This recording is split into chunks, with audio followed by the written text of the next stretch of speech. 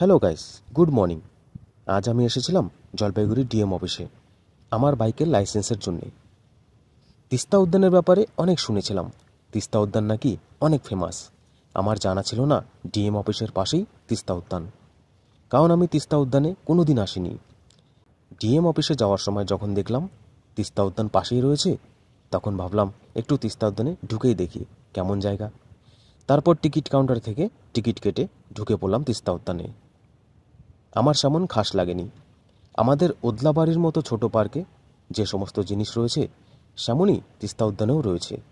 সেমন কোনো ডিফারেন্স দেখিনি, তাই আমার খাস লাগেনি। শুধু এই তিস্তা উদ্যানে একটি ছোট পুকুর বা ঝিলের মতো রয়েছে, যেখানে তোমরা বোটিং করতে পারবে। শুধু এইটুকুই আমার একটু ভালো লাগলো, তাছাড়া সেমন কোনো খাস নেই। এই তিস্তা উদ্যানকে সবাই ফেমাস বলে, কারণ কাপলসদের জন্য এই উদ্যানটি ঠিক আছে, তাই হয়তো ফেমাস। আমার খাস লাগেনি, এটা শুধু আমার মতামতটা জানালাম। যেমন খাবার খাওয়ার ব্যাপারে যদি বলি, একটা খাবার একজনের কাছে টেস্ট না লাগলেও অন্যের কাছে টেস্ট লাগতেই পারে। সেমনই কোনো জায়গা চোখের দেখাতে কারো কাছে ভালো না লাগলেও অন্যের কাছে ভালো লাগতেই পারে। তাই তোমরা চাইলে অবশ্যই তিস্তা উদ্যানে ভিজিট করে দেখতে পারো আর তোমাদের মতামত জানাতে পারো।